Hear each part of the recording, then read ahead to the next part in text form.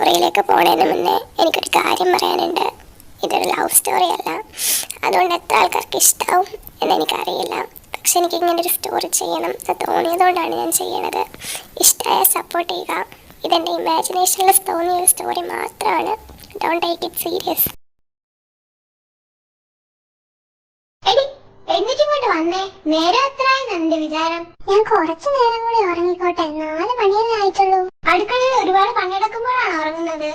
2 വർഷം കൂടി കഴിഞ്ഞാൽ മറ്റൊരു വീട്ടിലേക്ക് പോകേണ്ടവളാ. അവിടെ എല്ലാം പറഞ്ഞു തരാനൊന്നും ആരും കാണില്ല.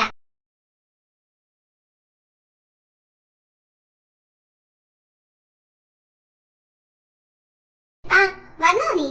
വിളിച്ചപ്പോ എന്താ അത്ര എഴുന്നേക്കാൻ മടി? ആദ്യം ഈ പാത്രങ്ങൾ കഴുകി വെക്ക്, എന്നിട്ട് എല്ലാവർക്കും കഴിക്കാനുള്ളത് ഉണ്ടാക്ക്. നിന്റെ അച്ഛൻ എഴുന്നേക്കുന്നതിന് മുന്നേ തന്നെ എല്ലാം ചെയ്തു വെച്ചിരിക്കണം, മനസ്സിലായോ? നിങ്ങൾ എല്ലാവരും ഇപ്പൊ കൺഫ്യൂഷനിലായിരിക്കും, ഇവിടെ എന്താ നടക്കുന്നതെന്ന് ആലോചിച്ച്. ഇപ്പൊ കണ്ടില്ലേ ഒരു പെൺകുട്ടിയെ? അവളാണ് ദിയ. പിന്നെ അവളോടൊപ്പം വേറൊരു സ്ത്രീയെ കണ്ടില്ലേ? അവളുടെ സ്റ്റെപ്പ് മദറാണ്. അവളുടെ അമ്മയുടെ മരണശേഷം തന്റെ മകൾക്ക് ഒരു അമ്മയുടെ സ്നേഹം കിട്ടിക്കോട്ടെ എന്ന് വെച്ചിട്ടാണ് അച്ഛൻ മറ്റൊരു വിവാഹം കഴിച്ചത്. ജോലിയുടെ തിരക്കുകൾ കാരണം മകളുടെ കാര്യങ്ങൾ അന്വേഷിക്കാൻ അയാൾക്ക് സമയം ലഭിച്ചിരുന്നില്ല. ഈ അവസരം അവർ മുതലെടുക്കുന്നു. എല്ലാം കഴിഞ്ഞില്ലേ ഇതുവരെ? ഇപ്പൊ കഴിയും. വേഗം നേരത്തെ പോയി കിടക്കാൻ നോക്ക്. നിന്റെ അച്ഛൻ ഇപ്പൊ എഴുന്നേക്കും. അങ്ങനെന്നാണ് ഇത് വല്ലതും അറിഞ്ഞ അന്ന് നിന്റെ അവസാനമായിരിക്കും.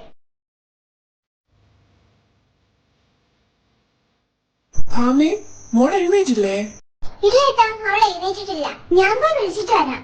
ദിയമക്കാണ് ഇപ്പൊ ഇത്തിരി മടി കൂടുന്നുണ്ട്. 10ാം ക്ലാസ്സിൽ പഠിക്കുന്നതെന്ന് ഒരു ബോധം അവർക്ക് ഇല്ല. ഞാൻ പോയി കുളിക്കട്ടെ. ഇന്ന് എനിക്ക് കുറച്ചുകൂടി നേരത്തെ പോണം ഓഫീസിലേക്ക്. നീ മോളെ എണീപ്പിച്ചിട്ട് റെഡിയാക്കാൻ നോക്ക്.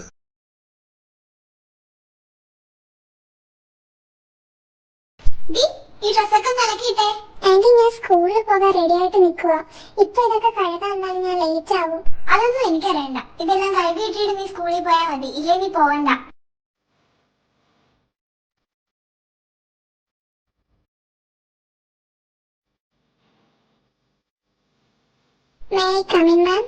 എന്താ ഇത്? താനിപ്പോ എന്നും ക്ലാസ്സിൽ ലേറ്റ് ആണല്ലോ. 2 മാസം കൂടി കഴിഞ്ഞാൽ പബ്ലിക് എക്സാം ആണ്.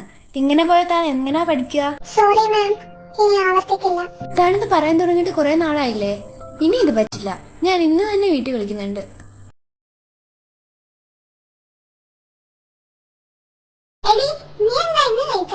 നിനക്കറിയാവുന്നതല്ല, വീട്ടിലെ പണി മുഴുവൻ ചെയ്ത് കഴിയാതെ അവരെന്നെ എവിടേക്കും വിടില്ല.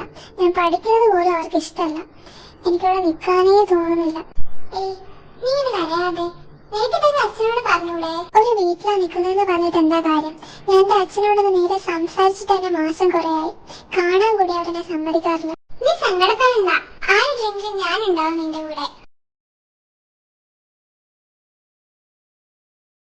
ഇന്നലെ ദിയമോളുടെ ടീച്ചർ വിളിച്ചിട്ടുണ്ടായിരുന്നു. അവളൊന്ന് നേരത്തെ ഇവിടെ നിന്ന് ഇറങ്ങുന്നത്, പക്ഷേ ക്ലാസ്സിൽ ലേറ്റ് ആയിട്ടാ ചെല്ലുന്നതെന്ന്. അതുകൊണ്ടാണ് അന്വേഷിക്കാൻ സ്കൂളിൽ പോയിരുന്നു. അവളുടെ ഫ്രണ്ട്സിനോട് ചോദിച്ചപ്പോഴാണ് അറിഞ്ഞത് അവൾ ഏതോ ഒരു ചെക്കിനെ റിലേഷനിലാണെന്ന്.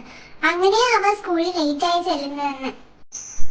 എന്നെ വിളിച്ചിട്ടുണ്ടായിരുന്നു. തിരക്ക് കാരണം കോൾ എടുക്കാൻ പറ്റിയില്ല. അവൾക്കിപ്പോ പഠിക്കാനും വലിയ താല്പര്യമൊന്നും ഇല്ല എന്ന ടീച്ചർ പറഞ്ഞത്. 2 വർഷം കൂടെ കഴിയുമ്പോ എവിടെയെങ്കിലും കെട്ടിച്ചയക്കണം, അല്ല ഏതെങ്കിലും ചെക്കന്റെ കൂടെ പോയാൽ നമുക്ക് നാണക്കേടല്ലേ? ഞാൻ അവളോടൊന്ന് സംസാരിക്കട്ടെ. അതൊന്നും വേണ്ടേട്ടാ, ഞാൻ അവളോട് സംസാരിച്ചിട്ടുണ്ട്. നിങ്ങൾ ദേഷ്യപ്പെട്ട അവർക്ക് സങ്കടമാകും. അങ്ങനെ ദിവസങ്ങൾ വീണ്ടും കടന്നുപോയിക്കൊണ്ടേയിരുന്നു. ഓരോ ദിവസം കഴിയുമ്പോഴും ദിയയുടെ പ്രശ്നങ്ങൾ കൂടിക്കൂടി വന്നു. പക്ഷെ അതൊന്നും പരീക്ഷയെ ബാധിക്കാൻ അവൾ അനുവദിച്ചില്ല. അവസാനത്തെ 3 പരീക്ഷ ആയപ്പോഴേക്കും കൊറോണ കാരണം ലോക്ക്ഡൌൺ പ്രഖ്യാപിച്ചു. ലോക്ക്ഡൌൺ എല്ലാം പിൻവലിച്ചു കഴിഞ്ഞപ്പോൾ ശേഷിക്കുന്ന 3 എക്സാം എഴുതി അവൾ നല്ല മാർക്കോടെ പാസ്സായി.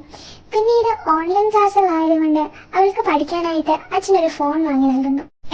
പഠിച്ചതൊക്കെ മതി, കൂടിപ്പോയ 1 വർഷം കൂടി നീ ഇവിടെ കാണും. നിന്റെ കല്യാണം നടത്തുന്നതിനെ കുറിച്ച് ഞാൻ ഏട്ടനോട് സംസാരിച്ചിട്ടുണ്ട്. ഏട്ടനും സമ്മതമാണ്. പിന്നെ നീ എന്തിനാ പഠിക്കുന്നേ? വീട്ടു ജോലികളൊക്കെ നോക്കി കണ്ടു പഠിച്ചാൽ ഭാവിയിൽ അത് ഉപകാരപ്പെടും. അതുകൊണ്ട് ഫോണൊക്കെ മാറ്റി വെച്ച് അടുക്കളയിലേക്ക് വന്നേ. അവൾ പറഞ്ഞത് കേട്ടതും അവൾ ഞെട്ടിപ്പോയി. തന്റെ ആഗ്രഹങ്ങൾക്കും സ്വപ്നങ്ങൾക്കും ഇനി 1 വർഷം കൂടി ആയുസുണ്ടാകൂ എന്ന് ഓർത്തപ്പോൾ അവൾ പോലും അറിയാതെ കണ്ണുകൾ നിറയാൻ തുടങ്ങി. അവൾക്ക് ആകെ ഉണ്ടായിരുന്ന ആശ്വാസം അവളുടെ ബെസ്റ്റ് ഫ്രണ്ട് ആയിരുന്നു.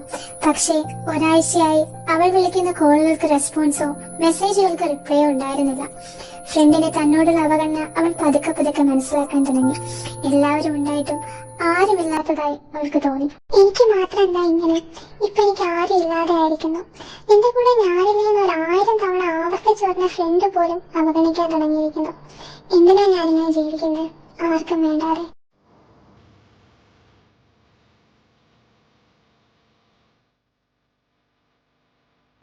What is your name? What excites you and makes your heart beat? Tell me your story. I want to hear your voice. I want to hear your conviction. No matter who you are, where you're from, your skin color, your gender identity, just speak your story. ആ വീഡിയോയിലുള്ളത് ആരാണെന്ന് മനസ്സിലാക്കാൻ അവൾക്ക് ബുദ്ധിമുട്ടുണ്ടായിരുന്നില്ല. കാരണം അവളുടെ പല ഫ്രണ്ട്സിന്റെയും സ്റ്റാറ്റസുകൾ അവരുണ്ടായിരുന്നു. ആ മനുഷ്യന്റെ വാക്കുകൾ അവൾക്കൊരു പുതുജീവൻ നൽകി. അവൾ അവരെക്കുറിച്ച് കൂടുതൽ അറിയാനായി ശ്രമിച്ചു. അങ്ങനെ പതുക്കെ പതുക്കെ അവളുടെ സങ്കടങ്ങൾ ഓരോന്നായി മായാൻ തുടങ്ങി. പ്രചോദനം നൽകുന്ന അവരുടെ ജീവിതവും നൃത്തവും സംഗീതവും അവളുടെ മുഖത്ത് പുഞ്ചിരിയുടെ ഭാവം നിറച്ചു. ആത്മഹത്യ എന്ന ചിന്ത പോലും വിദൂരതയിലേക്ക് പോയി. അവൾ തന്റെ പ്രതികരണ ശേഷി വീണ്ടെടുത്തു. കൊറോണ കാരണം അച്ഛൻ വീട്ടിലിരുന്ന് ജോലി ചെയ്യുന്ന സമയമായതുകൊണ്ട് അവൾ അവിടെ സംഭവിച്ച കാര്യങ്ങളെല്ലാം അച്ഛനോട് പറയുന്നു.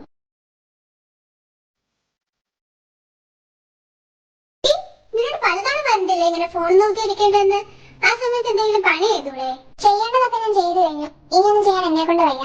ഓഹോ, അപ്പൊ നീ തപ്പിത്തരം പറഞ്ഞു തുടങ്ങിയല്ലേ? രാവിലെ എല്ലാവരും കഴിച്ച പാത്രം അടുക്കളയിൽ കിടപ്പുണ്ട്, പോയി അതൊക്കെ കഴുകി വെക്ക്. ഇത്രയും നാൾ നിങ്ങൾ പറഞ്ഞതൊക്കെ കേട്ട നിങ്ങളുടെ തല്ലും കൊണ്ട് എല്ലാം സഹിച്ച് ഞാനിവിടെ നിന്നു. ഇനി എന്നെ കൊണ്ട് അത് പറ്റില്ല. ഞാൻ പറയുന്നത് കേൾക്കാൻ പറ്റില്ലെങ്കിൽ ഇവിടുന്ന് ഇറങ്ങിപ്പോ. എന്റെ വീട്ടിൽ എന്നോട് ഇറങ്ങിപ്പോകാൻ പറയാൻ നിങ്ങളാരാ? തൊട്ട് പങ്കിട്ടവളെ. അവള് ചോദിച്ചാൽ എന്താ തെറ്റ്? എന്റെ മോളെ നോക്കാൻ വേണ്ടിയാ നിന്നെ ഞാൻ കല്യാണം കഴിച്ചത്. എന്നിട്ട് നീ എന്താ ചെയ്തത്? ഞാനൊന്നും അറിയില്ലെന്ന് കരുതിയോ നീ? ഏട്ടാ, അത് പിന്നെ ഞാൻ... നീ ഇനി ഒന്നും പറയണ്ട. പിന്നെ മോളെ, നീ ഇനി ആരെയും പേടിക്കണ്ട. പെട്ടെന്നൊരു ദിവസം അപ്രതീക്ഷിതമായി അവളുടെ ജീവിതത്തിലേക്ക് കടന്നു വന്ന ആ മാലാഖമാർ കാരണം അവളുടെ ജീവിതം തന്നെ മാറി. പക്ഷേ അമ്മ എന്ന വികാരം ഇന്നും അവളുടെ മനസ്സിലൊരു കനറായി നീറിക്കൊണ്ടേയിരിക്കുന്നു.